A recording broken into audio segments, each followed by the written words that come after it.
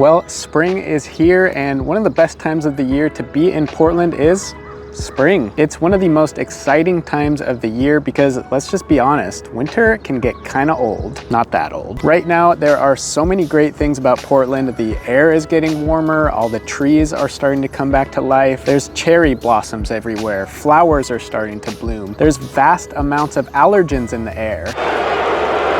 No, that's not something we celebrate here. Really, it's time to start thinking about putting those winter clothes away. And I said thinking, not quite yet, because things still kind of switch back and forth for a bit, especially towards the beginning part of spring. It's pretty typical to get a few days of absolute perfection like this, where all you want to do is be outside all day and then have it switch back to cold and rainy for a few days. The other day, I was on a hike where it switched between absolute perfection and rainy a few different times throughout the course of the hike. Just how things go here. There's a lot of fun things to start doing around Portland when springtime comes around again, and we're going to talk about some of that in this video, as well as what you can expect in the real estate world if you're planning to buy a house here. Which, by the way, I help people buy houses for a living, so this is my shameless plug where I let you know that I'd be happy to help with that if you are planning to buy a home here. My contact information is right down below this video, so don't be shy. People find these videos all the time and are calling, texting, emailing me, and scheduling video calls with me from, frankly, all around the world, and I freaking love it. And now it's your turn to get in touch. Make sure you take some time to explore this channel a bit if you're just joining us. Now, one of my favorite things about spring is the more frequently dry days. You can go outside and smell the fresh air of the jasmine flowers starting to bloom all over the place, and it just feels like a well-deserved reward for making it through the winter time here. This is definitely a time where Portlanders get to reap the benefits of living through the rainy season, which, by the way, may not be quite as bad as you may think, because all of the many gardens, the urban spaces, and green spaces need water in order to flourish like they are now. You know, I wish I could show you like a time lapse of what the average Portland neighborhood looks like from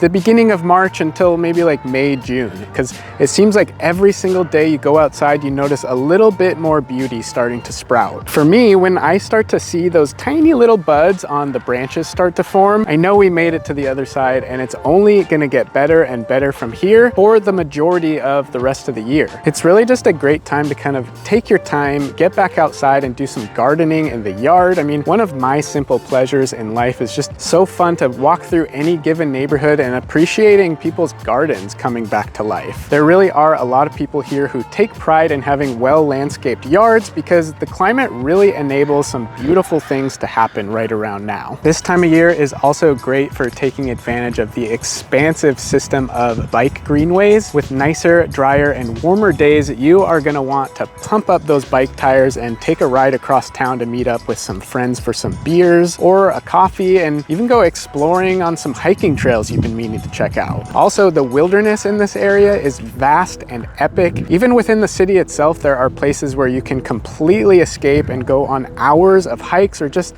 sit and relax in Forest Park, Washington Park, Powell Butte Nature Park, Mount Tabor Park, Tryon Creek Nature Park, Oaks Bottom Wildlife Refuge, Markham Nature Park. The list goes on, but I mean, between just those 7 spots I mentioned, all within the city of Portland, we're talking about almost 7,400 acres of natural space, and there's over 200 other parks in Portland, including the one I'm standing in right now, which of course is Laurelhurst Park. When you start to factor in the Mount Hood Wilderness to the east, the many state parks to the north in Washington, the Willamette Valley to our south, and the Tillamook Forest plus the coast to the west, it starts to feel like the places to go outside and enjoy the many beautiful benefits of spring is virtually endless. The way this entire region becomes more inviting and enjoyable as winter fades can't really be overstated, to be honest. Pick one of the dozens of incredible waterfalls you could hike to within an hour of Portland and enjoy them in all their glory after a long, wet winter. Or, like I said before, just simply take a walk through the neighborhood and appreciate the little details of the trees and flowers around town starting to come back to life. If you take a walk through Tom McCall Waterfront Park, you will see a row of 100 cherry blossom trees in full bloom for only a few weeks from about mid-March until early April, but But then you can check out some of the region's earliest blooming native flowers, the Trillium, all over the area, but in abundance in the Tryon Creek Nature Park, like I mentioned before. They're so plentiful there that every April, the park holds the annual Trillium Festival. Also, you may not know, but Portland's nickname isn't the city of trilliums. It's not the city of cherry blossoms. Nope, this is the city of roses. And sometime in mid-spring is when all the roses all over the city in people's yards, in businesses, or even the epic International Rose Test Garden start to bud and bloom. One of my favorite things to do in late spring, early summer is visit the rose garden and smell all the different roses. Of course, you can't forget about the Wooden Shoe Tulip Festival occurring every spring just about 45 minutes to the south of Portland in Woodburn. Here you will find 40 acres of multicolored tulips almost as far as the eye can see. Make a day out of this trip to the wonderful farm because they also offer wine tasting, wagon rides, many different children's activities, and a marketplace where you can purchase your own tulip bulbs to come home and plant in the yard at your new house that you're gonna buy soon, right? But also there are many great events that take place every spring, including Portland Wine Month, the UFO Festival out in McMinnville, the Portland Rose Festival, Mount Tabor Art Walk, various beer festivals all around town, and just so much more. Just be sure to Google Portland events in the spring when you're up here, and there's almost guaranteed to be something fun to do. Now be aware, the nature isn't really the only thing that starts to wake up this time of the year in Portland. The real estate market definitely starts to routinely get more and more active as the weather gets better too. Just looking at the trends, you can historically tend to see an increase in both new listings and new pending transactions, and of course, as a result, an increase in sold homes too, while simultaneously seeing a drop in inventory. Now, inventory isn't just the amount of houses for sale like you may think, but it's based on the amount of available and active listings compared to the amount of sold houses for that month. So when we see an increase in listings, but still a decrease of inventory, then that means we have a lot more of a competitive market and there are more buyers buying homes than there are listings to satisfy everybody. Typically in the springtime, as a home buyer, you can expect to look at many homes with multiple offers that end up selling quickly and spend very little time on the market.